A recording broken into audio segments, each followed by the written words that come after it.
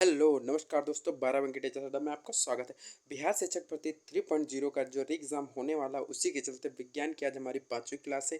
इसमें हमने एनसीईआरटी तथा एससीईआरटी बेस्ड क्वेश्चनों को शामिल किया। इससे पहले हमने साइंस की 4 क्लासेस करा दी है, जिसमें 2 में मैंने बायोलॉजी के क्वेश्चनों को सॉल्व कराया है प्रीवियस ईयर, और 2 में फिजिक्स के प्रीवियस ईयर क्वेश्चनों को सॉल्व कराया है। आज की हमारी जो क्लास है वो कंबाइंड साइंस की क्लास है। इसमें सारे फिजिक्स केमिस्ट्री बायो सभी के क्वेश्चन आपको देखने को मिलेंगे। तो आइए आपके समय को ना बर्बाद करते हुए क्लास को स्टार्ट करते हैं। पहला क्वेश्चन हमारे पास है, निम्नलिखित तत्वों में से किसमें न्यूट्रॉन नहीं होता, आपको बताना है। निम्नलिखित तत्वों में से किसमें न्यूट्रॉन नहीं होता। ऑप्शन ए आपका ऑक्सीजन, ऑप्शन बी आपका नाइट्रोजन, ऑप्शन सी आपका हाइड्रोजन, ऑप्शन डी आपका तांबा। तो राइट आंसर क्या हो जाएगा? राइट आंसर आपका हो जाएगा हाइड्रोजन। जो हाइड्रोजन होता है उसमें न्यूट्रॉन नहीं होता है। ठीक है, नेक्स्ट क्वेश्चन की बात करते हैं। नेक्स्ट क्वेश्चन हमारे पास एंगस्ट्रॉम इकाई है तरंग दैर्ध्य की, ऊर्जा की, आवर्ती की, वेग की। तो राइट आंसर क्या हो जाएगा? राइट आंसर आपका हो जाएगा ऑप्शन ए, जो एंगस्ट्रॉम है वो तरंग दैर्ध्य की इकाई होती है।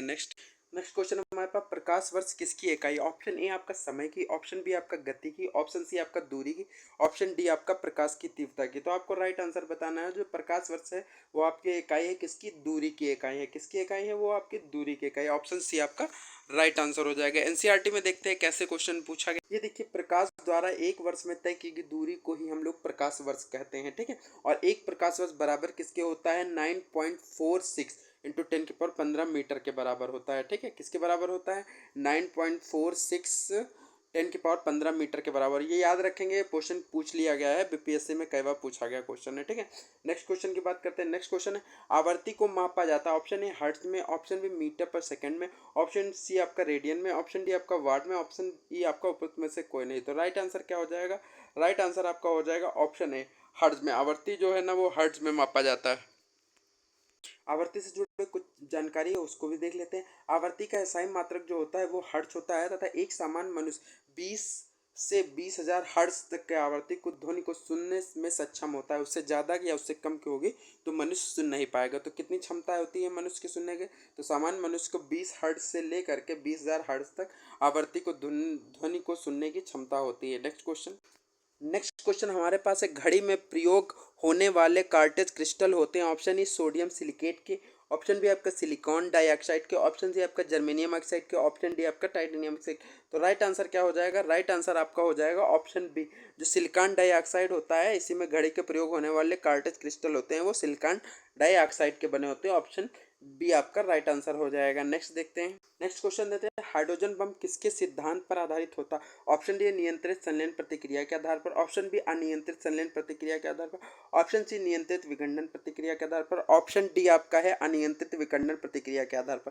तो राइट आंसर क्या हो जाएगा? तो राइट आंसर आपका हो जाएगा ऑप्शन बी, अनियंत्रित संलयन प्रतिक्रिया के आधार पर जो है ना हाइड्रोजन बम काम करता है। नेक्स्ट क्वेश्चन देखते हैं। नेक्स्ट क्वेश्चन आता है, निम्नलिखित में से कौन सा एक तत्व नहीं है? ऑप्शन ए आपका धातु, ऑप्शन बी आपका अधातु, ऑप्शन सी आपका गैस, ऑप्शन डी आपका उपधातु। तो राइट आंसर क्या हो जाएगा? राइट आंसर आपका हो जाएगा कुछ भी, जो गैस है वो एक प्रकार का तत्व नहीं है। बाकी धातु और अधातु और उपधातु जो है वो तत्व के अंतर्गत आते हैं। ठीक है, तो आपका राइट आंसर क्या हो जाएगा? Option C, gas. Next question देखते हैं।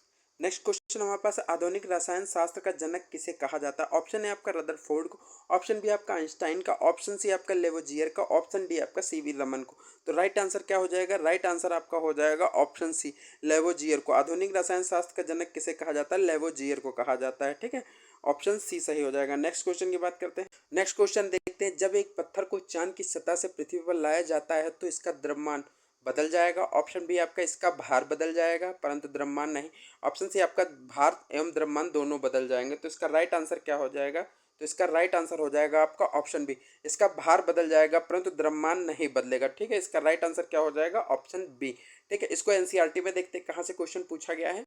ये देखिए, दिया गया है द्रव्यमान के बारे में दिया गया। हमने पिछले अध्याय में पढ़ा है कि किसी वस्तु का द्रव्यमान उसके जड़त्व की माप होता है। ठीक है, तो किसी वस्तु का द्रव्यमान जो होता है वो उसके जड़त्व की माप का होता है। ठीक है, हमने यह भी सीखा है कि जितने भी अधिक वस्तु का द्रव्यमान होगा उतना ही अधिक उसका जड़त्व होगा।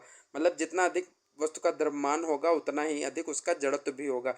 यदि किसी वस्तु का द्रव्यमान उतना ही रहता है चाहे वह वस्तु पृथ्वी पर हो, देखिए ये दिया गया है, किसी वस्तु का द्रव्यमान उतना ही रहता है चाहे वह वस्तु पृथ्वी पर हो या चंद्रमा पर हो, फिर बाह्य अंतरिक्ष में हो, इस प्रकार वस्तु का द्रव्यमान स्थिर रहता है। ठीक है, ये दिया गया है कि वस्तु का द्रव्यमान जो है ना स्थिर रहता है। तो यहीं से आपका क्वेश्चन पूछा गया था। तो और ऑप्शन में आपको दिया गया था कि द्रव्यमान स्थिर रहता है और उसका भार बदल जाता है। ठीक है, तो यहाँ पे दिया गया है कि जो द्रव्यमान है वो आपका स्थिर रहता है। भार के बारे में देखते हैं क्या दिया गया। भार के बारे में देखा किसी वस्तु का द्रव्यमान प्रत्येक स्थान पर, चाहे वह पृथ्वी पर हो या किसी अन्य ग्रह पर हो, उतना ही रहता है। जबकि भार भार इसके स्थान पर निर्भर करता है, क्योंकि जी का मान स्थान पर निर्भर करता है। ठीक है, तथा भार जो है ना वो बदलता रहता है, दिया गया है। ठीक है, यहीं से क्वेश्चन पूछा गया है। ठीक है, क्वेश्चन को देखते हैं क्या क्वेश्चन पूछा गया। ये देखिए पूछा गया था, जब एक पत्थर को चांद की सतह से पृथ्वी पर लाया जाता तो क्या होता। तो दिया गया था भार, देखिए था उसमें बुक में दिया गया था बदल जाता है, परंतु द्रव्यमान नहीं बदलता। ये आपका बुक्स में दिया गया है। ये देखिए आपका जो द्रव्यमान है वो आपका स्थिर रहता है और भार जो है ना वो बदल जाता है। ठीक है, ये आपका दिया रहा है। ठीक है, निर्भर करता है क्योंकि गुरुत्व जी का मान जो है ना वो हर जगह दूसरा दूसरा अदला बदला रहता है, इस वजह से।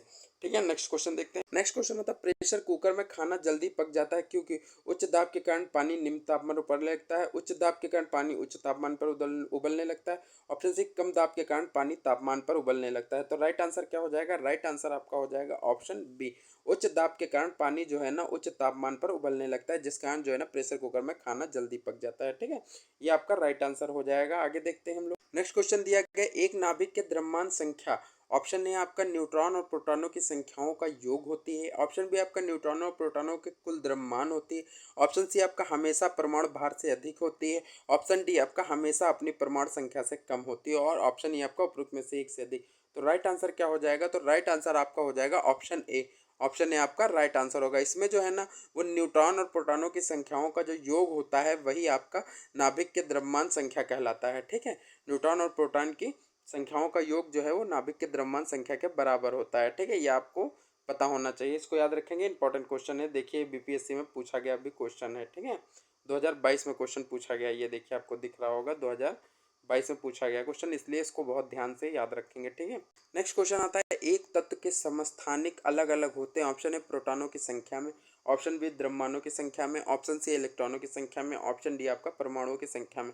तो राइट आंसर क्या हो जाएगा। राइट आंसर हो जाएगा आपका ऑप्शन बी, द्रव्यमानों की संख्या में। क्या हो जाएगा आपका राइट आंसर, द्रव्यमानों की संख्या में, ऑप्शन बी। जो एक तत्व के समस्थानिक होते हैं वो अलग अलग कहाँ पे होते हैं, वो द्रव्यमान संख्या में जो है ना वो अलग अलग होते हैं। ठीक है, ये आपको याद रखना है। ठीक है, नेक्स्ट क्वेश्चन आता है, सौर ऊर्जा निम्न में से किससे प्राप्त होती है। ऑप्शन है आपका चंद्रमा, ऑप्शन बी समुद्र, ऑप्शन सी आपका सूर्य, ऑप्शन डी आपका उपरोक्त में से एक से अधिक, ऑप्शन ई आपका उपरोक्त में से कोई नहीं। इसका उत्तर आप लोग बताएंगे हमारे कमेंट बॉक्स में। ठीक है, इसका आंसर आप जो सबसे पहले देगा उसको हमारी तरफ से एक इनाम मिलेगा। ठीक है, पहले कमेंट बॉक्स में आप इसका उत्तर दीजिए। ठीक है, किसका राइट आंसर क्या हो जाएगा। ठीक है, नेक्स्ट क्वेश्चन की बात करते हैं। नेक्स्ट क्वेश्चन हमारे पास, सूर्य और ऊर्जा का निर्माण होता है। ऑप्शन है नाभिकीय विखंडन द्वारा, ऑप्शन बी आपका नाभिकीय संलयन द्वारा, ऑप्शन सी आपका अक्षीकरण अपक्रिया द्वारा, ऑप्शन डी आपका उपरोक्त में से एक से अधिक, ऑप्शन ई आपका उपरोक्त में से कोई नहीं। तो सूर्य ऊर्जा में जो ऊर्जा का निर्माण होता है वो किसके द्वारा होता है। जो सूर्य ऊर्जा में जो ऊर्जा का निर्माण होता है वो आपका ऑप्शन बी नाभिकीय संलयन द्वारा, उसमें ऊर्जा का सा से सूर्य सा से संलयन। तो आप ऐसे याद रख सकते हैं, सा से सूर्य और सा से संलयन, ऐसे याद रख सकते हैं। तो जो सूर्य में ऊर्जा का निर्माण होता है वो नाभिकीय संलयन द्वारा होता है। आगे देखते हैं, कुछ नाभिकीय संलयन के लिए एनसीईआरटी में पॉइंट दिया गया, उसको देख लेते हैं। आज के सभी व्यापारिक नाभिकीय रिएक्टर जो है ना नाभिकीय विखंडन पर आधारित है। ठीक है, अगर आपसे पूछा जाता है कि जो नाभिकीय रिएक्टर है वो किस पर आधारित होते हैं, वो तो नाभिकीय विखंडन पर आधारित होते हैं। इस बार आपसे ये पूछ लिया जा सकता है क्योंकि नाभिकीय विखंडन भी इंपॉर्टेंट है आपके लिए। और जो सूर्य होता है उसमें दिया गया, परंतु एक अन्य अपेक्षाकृत सुरक्षा परिक्रमा से, जिसे नाभिकीय संलयन कहते हैं, द्वारा भी नाभिकीय ऊर्जा उत्पन्न करने की संभावना व्यक्त की जा रही है। संलयन का अर्थ होता है दो हल्के नाभिकों को जोड़कर एक भारी नाभिक का बनना, जिससे कि सामान्य हाइड्रोजन तथा हाइड्रोजन समस्थानिकों से हीलियम उत्पन्न हो जाती है। इससे भी आइंस्टाइन समीकरण के अनुसार विशाल परिमाण की ऊर्जा निकलती है। ऊर्जा निकलने का कारण यह है कि अभिक्रिया में उत्पन्न उत्पाद का द्रव्यमान तथा अभिक्रिया में भाग लेने वाले मूल नाभिकों के व्यक्तिगत जो है ना व्यक्तिगत द्रव्यमानों के योग से कुछ कम होता है। इस प्रकार नाभिक संलयन की अभिक्रिया जो है ना सूर्य एवं तारों में देखने को मिलती है। ठीक है, ये देखिए यहाँ पॉइंट आपका दिया गया है, जो नाभिकीय संलयन अभिक्रियाएं सूर्य तथा अन्य तारों की विशाल ऊर्जा का स्रोत है। ठीक है, यहीं पे दिया गया है, जो सूर्य और तारे हैं उनकी ऊर्जा का स्रोत क्या है, वो आपका नाभिकीय संलयन है। ये देखिए यहाँ पे दिया गया, यहीं से आपका क्वेश्चन बना था, इसलिए ये क्वेश्चन पूछा जा चुका। और आपके लिए क्या इंपॉर्टेंट हुआ, नाभिकीय रिएक्टर में ऊर्जा का निर्माण कैसे होता है, तो वो नाभिकीय निखंडन द्वारा। तो ये आपके लिए इंपॉर्टेंट हो सकता है, इसको आप लोग याद रखेंगे। ठीक है, नेक्स्ट आगे देखते हैं। नेक्स्ट क्वेश्चन आता है, प्रथम भारतीय उपग्रह आर्यभट्ट कब छोड़ा गया? ऑप्शन है आपका 10 जुलाई 1992, ऑप्शन बी आपका 19 अप्रैल 1975, ऑप्शन सी आपका 1 नवंबर 1966 को। तो आपको राइट आंसर बताना है, तो राइट आंसर क्या हो जाएगा आपका? राइट आंसर आपका हो जाएगा ऑप्शन बी, जो 19 अप्रैल है ना, 19 अप्रैल 1975 को जो है ना भारतीय उपग्रह आर्यभट्ट को छोड़ा गया था, प्रथम भारतीय उपग्रह आर्यभट्ट को छोड़ा गया था। ठीक है, ये देखिए एनसीईआरटी में इसके लिए पॉइंट मिलता है कि पहले भारतीय उपग्रह आर्यभट्ट 19 अप्रैल 1975 को प्रक्षेपित किया गया। देखिए डायरेक्ट क्वेश्चन आपका एक लाइन से बना हुआ बीपीएससी द्वारा क्वेश्चन पूछा गया। देखिए हर एक क्वेश्चन को एनसीईआरटी से ही पूछ ला, इसलिए आप एनसीईआरटी को ज़्यादा फोकस करेंगे। आने वाले एग्जाम में जो भी होने वाला है, अगर आप लास्ट टाइम में पढ़ना चाहते हैं तो मैं तो प्रेफरेंस करूँगा आप एनसीईआरटी ही पढ़ें, एनसीईआरटी ही पढ़ें, क्योंकि इसी के थ्रू आपके पेपर में परीक्षाएं बन रही है। बाकी और किसी बुक के चक्कर में न पड़े, सब बहुत बकवास है और कुछ चक्कर में मत पड़े। आप जो पढ़ना भी है, अगर आपको लास्ट टाइम है तो आप केवल एनसीईआरटी बुक्स पर ही फोकस करें, जो कि आपके लिए बहुत ही महत्वपूर्ण है। ठीक है, तो इसको कब आर्यभट्ट 19 अप्रैल 1975 को छोड़ा गया था। इसका नाम भारतीय गणितज्ञ के खगोलविद आर्यभट्ट के नाम पर रखा गया था। इसे इसरो द्वारा बनाया गया था तथा रूसी उपग्रह प्रक्षेपण के वाहन क्रोसमोस 3M के साथ प्रक्षेपित किया गया था। ठीक है, कुछ इसरो के बारे में जानकारी देगी, इसको भी पता रखना आपके लिए जरूरी है। इसरो जो भारतीय अंतरिक्ष अनुसंधान संगठन है, भारतीय अंतरिक्ष कार्यक्रमों का विकास करती है। ठीक है, इसकी स्थापना कब हुई थी? 1969 में। तो अगर आपसे पूछ लेता कि इसरो की स्थापना कब हुई थी, तो 1969 में हुई थी। मुख्यालय कहाँ है इसका? बेंगलोर में। इसके अध्यक्ष कौन है? एस सोमनाथी है। ठीक है, ये दिया गया है एस सोमनाथी। ठीक है, नेक्स्ट क्वेश्चन की बात करते हैं। इसको सही कर लें, सोमनाथी नहीं सोमनाथ होगा, एस सोमनाथ होगा। ठीक है, इसको आप लोग सही कर लेंगे, एस सोमनाथ होगा। ठीक है, ये काट देंगे, मात्रा जो है ना हटा देंगे, एस सोमनाथ होगा। नेक्स्ट क्वेश्चन की बात करते हैं। नेक्स्ट क्वेश्चन आता है, निम्नलिखित में से किसका पीएच मान जो है ना 7 होता है? ऑप्शन आपको शुद्ध पानी दिया गया, ऑप्शन बी उदासीन विलयन दिया गया, ऑप्शन सी आपका क्षारीय विलयन, ऑप्शन डी आपका अम्लीय विलयन दिया गया। तो राइट आंसर आपको बताना है, तो इसका राइट आंसर क्या हो जाएगा? तो इसका राइट आंसर जो हो जाएगा आपका उपरोक्त में से एक से अधिक पे जाएंगे। ठीक है, उपरोक्त में से एक से अधिक पे जाएंगे, क्योंकि जो शुद्ध पानी का जो है ना पीएच मान होता है वो भी 7 होता है, और जो उदासीन विलयन का मान होता है वो भी 7 होता है। ठीक है, अगर जिसका मान 7 से कम होता है तो वो क्या कहलाते हैं? वो आपके अम्लीय के अंतर्गत जाते हैं। किसके अंतर्गत जाते हैं? अम्लीय। और 7 से अधिक वाले जो है ना वो क्षारीय के अंतर्गत जाते हैं। ठीक है, 7 से अधिक वाले क्षारीय जाते हैं, 7 से जो अधिक होते हैं वो क्षारीय कहलाते हैं। क्या कहलाते हैं? क्षारीय। और जो 7 से कम होते हैं वो आपका अम्लीय के अंतर्गत आते हैं। नेक्स्ट क्वेश्चन ये देखिए बीपीएससी ने क्वेश्चन भी पूछ रखा है, निम्नलिखित में से किस विलयन का पीएच मान 7 से अधिक होता है? देखा अभी मैंने आपको बताया कि जिसका मान 7 से अधिक होता है वो कैसे विलयन होते हैं? वो आपके क्षारीय विलयन होते हैं। और जिनका मान 7 से कम होता है वो विलयन कैसे होते हैं? वो आपके अम्लीय होते हैं। तो इस क्वेश्चन का राइट आंसर क्या हो जाएगा आपका? ऑप्शन बी, क्षारीय विलयन हो जाएगा। नेक्स्ट क्वेश्चन की बात करते हैं। नेक्स्ट क्वेश्चन हमारे पास है, विद्युत चुम्बकीय तरंगों का वेग होता है, आपको बताना है। ऑप्शन है 3 इंटू 10⁸ मीटर पर सेकंड होता है, ऑप्शन बी आपका 3 इंटू 10⁻⁷ पर सेकंड मीटर पर सेकंड होता है, ऑप्शन सी आपका 3 इंटू 10⁻�6 मीटर पर सेकंड होता है। तो आपको राइट आंसर बताना है, तो राइट आंसर क्या हो जाएगा? राइट आंसर आपका हो जाएगा ऑप्शन ए, 3 इंटू 10⁸ मीटर पर सेकंड जो होता है ना वो विद्युत चुम्बकीय तरंगों का वेग कहलाता है। ठीक है, नेक्स्ट क्वेश्चन से पहले इसके बारे में जान लेते हैं जो इन्होंने दे रखा है। ठीक है, मैक्सवेल के समीकरण से उभरने वाली सबसे महत्वपूर्ण प्रगतियुक्त वैद्युत चुम्बकीय तरंगों का अस्तित्व होना, जो अंतरिक्ष में संचरित समय के साथ बदलते युग्मित विद्युतीय तथा चुंबकीय क्षेत्र को मैक्सवेल के समीकरण के अनुसार इन तरंगों की चाल तथा प्रकाशीय मापन द्वारा प्राप्त प्रकाश की चाल जो है ना 3 इंटू 10⁸ मीटर पर सेकंड के लगभग बराबर होती है। देखिए ये क्वेश्चन आपका कहाँ से पूछा गया है? वो क्वेश्चन यहाँ से आपका पूछा गया है। देखिए डायरेक्ट क्वेश्चन आपके इसी पेज से पूछ लिया गया है, इसलिए आप लोग इसको याद रखेंगे। ठीक है, तो इसकी खोज किसने करी थी? मैक्सवेल ने करी थी, ये भी आपको याद रखना है। ठीक है, कहाँ के रहने वाले थे? ये स्कॉटलैंड के रहने वाले थे। ठीक है, ये आपको याद रखना है। ये देखिए डायरेक्ट क्वेश्चन यहाँ से बना है। नेक्स्ट क्वेश्चन की बात करते हैं। नेक्स्ट क्वेश्चन है, सूर्य का प्रकाश का धरती की सतह पर पहुंचने में लगने वाला समय आपको बताना है, लगभग कितना? 4.2 सेकंड आपका दिया गया, 4.8 सेकंड, 8.5 मिनट दिया गया। तो आपको राइट आंसर बताना है, तो राइट आंसर क्या हो जाएगा? राइट आंसर आपका हो जाएगा ऑप्शन ए, उपयुक्त में से कोई नहीं, क्योंकि जो सूर्य का प्रकाश है वो पृथ्वी तक पहुंचने में 8 मिनट 19 सेकंड का समय लेता है। कितना लेता है? 8 मिनट 19 सेकंड का समय लेता है। 8 मिनट 19 सेकंड कितना लेता है? 8 मिनट 19 सेकंड का समय लेता है। ठीक है, इसलिए आपका राइट आंसर उसमें से कोई नहीं हो जाएगा, उपयुक्त में से कोई नहीं, ऑप्शन डी। एससीईआरटी बुक्स में ये देखिए दिया गया है कि सूर्य की पृथ्वी से दूरी लगभग 8 प्रकाश मिनट है। ठीक है, दिया गया है, और अल्फा सेंचुरी लगभग 4.3 प्रकाश वर्ष दूर है। ठीक है, ये आपको दिया गया है, लेकिन ये नहीं बताया गया है कि कितने समय में आपका सूर्य का जो प्रकाश है वो पृथ्वी तक पहुंच जाता है। ठीक है, नेक्स्ट क्वेश्चन। लेकिन एनसीईआरटी की बुक में मैंने देखा है कि ये दिया गया है, सूर्य का प्रकाश धरती की सतह में पहुंचने में लगा समय 8.31 मिनट है। 8.31 मिनट जो है वो लगभग 499 सेकंड तथा 8 मिनट 19 सेकंड के बराबर है। तो आपका राइट आंसर क्या हो जाएगा? 8 मिनट 19 सेकंड। इसीलिए मैंने वहाँ पे टिक नहीं लगाया था, क्योंकि जो सूर्य का प्रकाश है वो पृथ्वी तक पहुँचने में 8 मिनट 19 सेकंड का समय लेता है। ठीक है, नेक्स्ट बात करते हैं। इसमें प्रकाश की चाल दी गई है 3 × 10⁸ है। ठीक है, किलोमीटर पर सेकंड। ये भी क्वेश्चन आपसे पूछा गया था। नेक्स्ट क्वेश्चन की बात करते हैं। नेक्स्ट क्वेश्चन आता है, पानी का पीएच मान है। ऑप्शन है आपका 4, ऑप्शन बी 7, ऑप्शन सी आपका 12, ऑप्शन डी आपका 18। तो राइट आंसर क्या हो जाएगा? राइट आंसर आपका हो जाएगा ऑप्शन बी। जो पीएच मान होता है पानी का वो 7 होता है, और जो 7 होता है वो पानी का पीएच मान होता है। ठीक है, उदासीन विलेन का भी मान जो है ना वो भी 7 ही होता है। ठीक है, नेक्स्ट क्वेश्चन।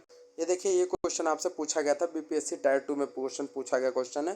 पुस्तक द ऑरिजिन ऑफ स्पीच किसने लिखी है? ऑप्शन आपका लीनियस ने लिखी है, ऑप्शन बी आपका लेमार्क ने लिखी, ऑप्शन सी आपका मेंडल, ऑप्शन डी आपका डार्विन ने लिखी। तो राइट आंसर क्या हो जाएगा? राइट आंसर आपका हो जाएगा ऑप्शन डी। जो डार्विन है इन्होंने ही द पुस्तक ऑरिजिन ऑफ स्पीच को लिखा है। ठीक है, ये कुछ महत्वपूर्ण पॉइंट इनके लिए दिए गए। द ऑरिजिन ऑफ स्पीच पुस्तक जो है ना डार्विन द्वारा लिखी गई है। द चार्ल्स डार्विन इंग्लैंड के जैव विकासविद थे। ठीक है, इनके द्वारा प्रस्तुत विकासवाद को डार्विनवाद तथा प्रकृति वर्णवाद भी कहा जाता है। ठीक है, थ्योरी ऑफ नेचुरल सेक्शन कहते हैं। ठीक है, ये आपको याद रखना है। नेक्स्ट क्वेश्चन आता है, मानव तंत्र में इंसुलिन किसका चयापचय या मेटाबॉलिज्म जो है ना वो नियंत्रित करता है? ऑप्शन है आपका वसा का, ऑप्शन बी आपका कार्बोहाइड्रेट का, ऑप्शन सी प्रोटीन का, ऑप्शन डी आपका न्यूक्लिक अम्ल का। तो राइट आंसर क्या हो जाएगा? राइट आंसर आपका हो जाएगा ऑप्शन बी, कार्बोहाइड्रेट का। जो है ना मानव तंत्र में जो इंसुलिन है वो कार्बोहाइड्रेट का चयापचय नियंत्रित करता है। ठीक है, नेक्स्ट क्वेश्चन की बात करते हैं। नेक्स्ट क्वेश्चन आता है, सौर मंडल का सबसे बड़ा ग्रह आपको बताना है। ऑप्शन है आपका पृथ्वी, ऑप्शन बी आपका मंगल, ऑप्शन सी आपका बृहस्पति है। ठीक है, इसको आपको बताना है कि इसका राइट आंसर क्या हो जाएगा। इसका उत्तर भी आप हमें कमेंट बॉक्स में देंगे, और जो इसका उत्तर पहले देगा उसको हमारी तरफ से इनाम मिलेगा। ठीक है, आपको बताना है कि सौरमंडल का सबसे बड़ा ग्रह कौन सा है, आपको बताना है। ठीक है, इसका उत्तर आप लोग कमेंट बॉक्स में बताएंगे। ठीक है, नेक्स्ट क्वेश्चन की बात करते हैं। नेक्स्ट क्वेश्चन है, निम्नलिखित में से सबसे भारी धातु है। ऑप्शन है आपका तांबा, ऑप्शन बी आपका यूरेनियम, ऑप्शन सी आपका एल्युमिनियम। आपको बताना है सबसे भारी धातु कौन सा है। इसका राइट आंसर क्या हो जाएगा? इसका राइट आंसर आपका हो जाएगा ऑप्शन बी। जो यूरेनियम जो है ना वो सबसे भारी धातु है। कौन सी सबसे भारी धातु है? यूरेनियम। ठीक है, नेक्स्ट क्वेश्चन की बात करते हैं। यूरेनियम के बारे में कुछ महत्वपूर्ण पॉइंट दिया गया है, उसको देख लेते हैं। यूरेनियम तत्व की खोज जो है ना 1789 में किसने करी? क्लाप्रॉड ने करी थी। किसने करी थी? क्लाप्रॉड ने द्वारा पिच ब्लेड नामक अयस्क से हुई थी। ठीक है, पिच ब्लैक नामक अयस्क से हुई थी। उसने नए तत्व का नाम कुछ वर्ष पहले ज्ञात यूरेनस ग्रह के आधार पर यूरेनियम रखा था। ठीक है, ये आपको याद रखना है। नेक्स्ट क्वेश्चन की बात करते हैं। और यूरेनियम का जो उपयोग है वो आपका नाभिकीय रिएक्टर में ईंधन के रूप में किया जाता है, ये भी आपको पता होना जरूरी है। नेक्स्ट क्वेश्चन की बात करते हैं। नेक्स्ट क्वेश्चन आता है, निम्नलिखित में से कौन सी धातु रोशनी के बल्बों में फिलामेंट के रूप में प्रयोग होती है? ऑप्शन है आपका लोहा, ऑप्शन बी आपका चांदी, ऑप्शन सी आपका टंगस्टन, ऑप्शन डी उपरोक्त में से एक से अधिक, ऑप्शन ई आपका उपरोक्त में से कोई नहीं। तो राइट आंसर क्या हो जाएगा? राइट आंसर आपका हो जाएगा ऑप्शन सी। जो टंगस्टन है वो आपका फिलामेंट के रूप में प्रयोग किया जाता है। ये देखिए, एनसीईआरटी बुक्स में मुझे मिला है, ये होता है आपका तंतु, इसी को फिलामेंट बोलते हैं। इसी के बारे में आपको बताना रहेगा कि ये किस चीज़ का बना हुआ है। ठीक है, साधारणतः मिश्र धातुओं के प्रतिरोधकता उन्हें बनाने वाली शुद्ध धातुओं की अपेक्षा अधिक होती है। साथ ही ताप में परिवर्तन से प्रतिरोधकता में परिवर्तन की दर अपेक्षाकृत कम होती है, अतः उच्च ताप पर इतना शीघ्र ही ऑक्सीकरण या दहन नहीं होता है। इस कारण इनका उपयोग विद्युत प्रेस तथा टोस्टर आदि आदि सामान्य विद्युत तापन युक्तियों में होता है। ताप दीप्ति लैंपों के तंतुओं के निर्माण के लिए केवल टंगस्टन का उपयोग किया जाता है। देखिए, ये आपका दिया गया है। ठीक है, किसका उपयोग किया जाता है? केवल टंगस्टन का उपयोग किया जाता है। ठीक है, यही आपसे पूछ रहा था कि किस चीज़ का बना होता है, तो वो टंगस्टन का बना होता है। जबकि तांबा और एल्युमिनियम का उपयोग विद्युत संचारण, ठीक है, विद्युत संचारण के लिए उपयोग होने वाले तारों के निर्माण में किया जाता है। जो एल्युमिनियम होता है और जो तांबा होता है उसका तारों के रूप में प्रयोग किया जाता है, और टंगस्टन का जो है ना वो बल्ब में प्रयोग किया जाता है तंतु के रूप में। ठीक है, इसी आप याद रखेंगे। ठीक है, नेक्स्ट क्वेश्चन देखते हैं। नेक्स्ट क्वेश्चन हमारे पास है, निम्नलिखित में से कौन सी धातु अर्धचालक या सेमीकंडक्टर के रूप में ट्रांजिस्टर में प्रयोग होती है? ऑप्शन है आपका तांबा, option B germanium, option C आपका ग्रेफाइटिस।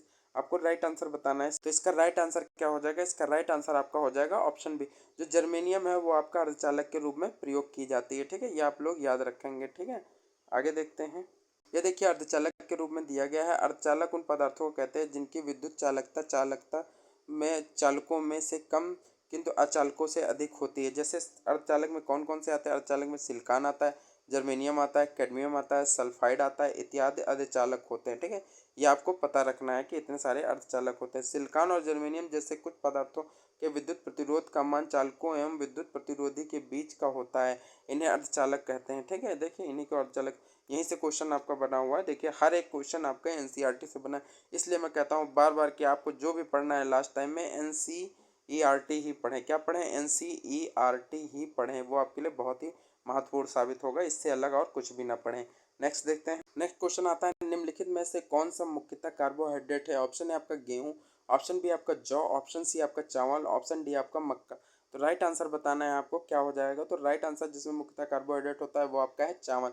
चावल में सर्वाधिक कार्बोहाइड्रेट पाया जाता है निम्नलिखित में से, इसलिए हम आपको ऑप्शन टिक मारेंगे बी चावल। नेक्स्ट क्वेश्चन की बात करें। ये देखिए कीट संवर्धन क्या है आपको बताना है। ऑप्शन है आपका कीटों की वृद्धि को करने का विज्ञान है, ऑप्शन है जंतुओं के अध्ययन करने का विज्ञान है, ऑप्शन में मछलियों के अध्ययन करने का विज्ञान है, ऑप्शन डी आपको कीटों को मारने का विज्ञान है। आपको राइट आंसर बताना है, तो इसका राइट आंसर क्या हो जाएगा? इसका राइट आंसर आपका हो जाएगा ऑप्शन ए, जो है ना कीटों की वृद्धि करने का विज्ञान होता है कीट संवर्धन, ठीक है, ये आपको याद रखना है। नेक्स्ट देखते हैं। नेक्स्ट क्वेश्चन हमारे पास है, जेनेटिक्स निम्न में से किसका अध्ययन है? ऑप्शन है आपका मेंडल के नियम का, ऑप्शन बी आपका जैव विकास का, ऑप्शन डी आपका डीएनए संरचना का, ऑप्शन डी आपका आनुवंशिकता और विचरण का। तो राइट आंसर क्या हो जाएगा? राइट आंसर आपका हो जाएगा ऑप्शन डी, आनुवंशिकता और विचरण का उदाहरण है, ठीक है। अध्ययन करने को ही जेनेटिक्स कहते हैं, ठीक है। राइट आंसर आपका ऑप्शन डी हो जाएगा। नेक्स्ट देखते हैं। नेक्स्ट क्वेश्चन की बात करते हैं, परमाणु नाभिक के अवयव हैं। ऑप्शन है आपका इलेक्ट्रॉन और प्रोटॉन है, ऑप्शन बी इलेक्ट्रॉन और न्यूट्रॉन है, ऑप्शन बी आपका प्रोटॉन और न्यूट्रॉन है, ठीक है। तो आपको बताना है कि परमाणु के नाभिक में कौन कौन से पाए जाते हैं। तो जैसे ये आपका परमाणु है, परमाणु का नाभिक है, ठीक है। और ये बाहर जो होते हैं आपने देखा होगा कि इलेक्ट्रॉन चक्कर कक्षा में इलेक्ट्रॉन चक्कर लगाया करते हैं।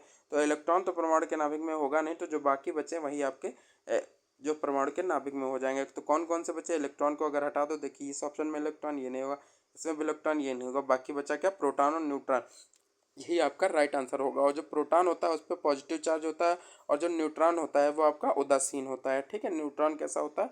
उदासीन होता है, ठीक है। नेक्स्ट क्वेश्चन की बात करते हैं। नेक्स्ट क्वेश्चन आता है, निम्नलिखित में से कौन वैकल्पिक ऊर्जा का सबसे बड़ा भंडार है? आपको बताना। ऑप्शन है आपका सौर ऊर्जा, ऑप्शन भी आपका ज्वारीय ऊर्जा, ऑप्शन आपका परमाणु ऊर्जा। तो राइट आंसर क्या हो जाएगा? राइट आंसर आपका हो जाएगा ऑप्शन है, जो सौर ऊर्जा है वो वैकल्पिक ऊर्जा का सबसे बड़ा भंडारण है, ठीक है, सौर ऊर्जा, ठीक है। नेक्स्ट क्वेश्चन आता है, परमाणु बम का सिद्धांत आधारित है। ऑप्शन है आपका नाभिकीय संलयन पर, ऑप्शन बी आपका नाभिकीय विखंडन पर, ऑप्शन सी आपका ए बी दोनों पर। तो मैंने अभी आपको बताया था सा से होता है सूर्य, तो जो संलयन होता है वो सूर्य को ऊर्जा, सूर्य में मतलब ऊर्जा उत्पन्न करता है नाभिकीय संलयन द्वारा, ठीक है। और जो वह है तो वो आपका वह विखंडन, जो नाभिकीय विखंडन, ये परमाणु बम में जो है ना ऊर्जा को उत्पन्न करता है नाभिकीय विखंडन द्वारा, ठीक है। ये एनसीईआरटी में कुछ फैक्ट दिया गया है, इसको पढ़ते हैं। नाभिकीय ऊर्जा कैसे उत्पन्न होती है? तो नाभिकीय विखंडन अभिक्रिया एक ऐसी प्रक्रिया है जिसमें किसी भारी परमाणु जैसे यूरेनियम, प्लूटोनियम तथा थोरियम के नाभिक को निम्न ऊर्जा न्यूट्रॉन से बमबारी कराकर हल्के नाभिकों में तोड़ा जा सकता है। जब ऐसा किया जाता है तो विशाल मात्रा में ऊर्जा मुक्त होती है। यह तब होता है जब मूल नाभिक का द्रव्यमान वृष्टिग्रस्त व्यष्टिगत उत्पादों के द्रव्यमानों के योग से कुछ ही अधिक होता है, ठीक है। उदाहरण के लिए यूरेनियम के एक परमाणु के विखंडन में जो ऊर्जा मुक्त होती है वह कोयले के किसी कार्बन परमाणु के दहन से उत्पन्न ऊर्जा की तुलना में 1 करोड़ गुना अधिक होती है। विद्युत उत्पादन के लिए डिजाइन किए जाने वाले नाभिकीय संयंत्रों में इस प्रकार के नाभिकीय ईंधन या स्वपोषी विखंडन श्रृंखला अभिक्रिया का एक भाग होते हैं, जिनमें नियंत्रण दर पर ऊर्जा मुक्त होती है। इस मुक्त ऊर्जा का उपयोग भाप बनाकर विद्युत उत्पन्न करने में किया जाता है, ठीक है। तो जो इसमें ऊर्जा उत्पन्न होती है वो किसमें? नाभिकीय विखंडन द्वारा ऊर्जा उत्पन्न। कैसे? नाभिकीय विखंडन द्वारा आपकी ऊर्जा उत्पन्न होती है। इसका ऑप्शन बी सही हो जाएगा आपका राइट आंसर। और आप लोग ध्यान रखिएगा, बहुत गर्मी हो रही है, क्योंकि आजकल सुबह तो हो नहीं रही और डायरेक्ट धूप ही हो रही है, इस वजह से आप बच के रहिएगा, ठीक है। धूप में कोशिश करें कम निकले और घर पे अच्छे से पढ़ाई को ध्यान दें, ठीक है, क्योंकि पेपर आने वाले टाइम पे बहुत ही जल्दी आपका पेपर आ जाएगा और समय कब निकल जाएगा आपको पता नहीं चलेगा, इसलिए आप लोग पढ़ाई पे ध्यान देते रहेंगे। नेक्स्ट क्वेश्चन आता है, गर्भ में भ्रूण के विकास को जानने के लिए निम्नलिखित में से किन किरणों या तरंगों का उपयोग किया जाता है? आपको बताना। ऑप्शन है आपका एक्स किरणें, ऑप्शन बी सूक्ष्म तरंगे, ऑप्शन सी आपका पराध्वनि तरंगे, ऑप्शन डी आपका परबैंगनी किरणें। तो आपको राइट आंसर बताना है, तो राइट आंसर क्या हो जाएगा आपका? ऑप्शन सी जो है ना, पराध्वनि तरंगे जो होती हैं वो गर्भ में भ्रूण के विकास को जानने के लिए प्रयोग की जाती हैं। ठीक है, तो राइट आंसर आपका ऑप्शन सी हो जाएगा। सच्चे फल के अंतर्गत आते हैं, देखते हैं निम्नलिखित में से कौन सा एक सच्चा फल नहीं है, आपको बताना है कौन सा एक सच्चा फल नहीं है, आपको बताना। ऑप्शन है आपका सेब है, ऑप्शन बी आपका अंगूर, ऑप्शन सी आपका खजूर, ऑप्शन डी आपका आलू बुखारा बुखारा बुखारा। तो आपका राइट आंसर क्या हो जाएगा? जो सच्चा फल नहीं है वो आपका हो जाएगा सेब, क्योंकि जो सेब है वो आपका सच्चा फल नहीं है। सच्चा फल होते क्या है? जब फल के निर्माण में जो अंडाशय के अलावा कुछ अन्य भाग भी शामिल होते हैं तो ऐसे फल को हम लोग क्या कहते हैं? असत्य फल कहते हैं। ठीक है, तो आपको असत्य फल बताना है। ठीक है, जिसमें अंडाशय के अलावा कुछ अन्य भाग भी शामिल होते हैं, ऐसे फलों को हम लोग असत्य फल कहते हैं। उदाहरण के तौर पे देख लेते हैं, सेब हो गया, काजू हो गया और नाशपाती हो गया, ये सब असत्य फल के उदाहरण है, ये आप लोग याद रखेंगे। ठीक है, आगे देखते हैं। नेक्स्ट क्वेश्चन है हमारे पास, लौंग पौधे के निम्नलिखित में से किस भाग से प्राप्त होते हैं? ऑप्शन है शुष्क पत्तियों से, ऑप्शन बी आपका शुष्क तने से, ऑप्शन सी आपका शुष्क बीज से, ऑप्शन डी आपका शुष्क पुष्प कली से। तो राइट आंसर क्या हो जाएगा? राइट आंसर आपका हो जाएगा ऑप्शन डी, शुष्क पुष्प कली से जो है ना लौंग के पौधे प्राप्त होते हैं। ठीक है, नेक्स्ट क्वेश्चन की बात करते हैं।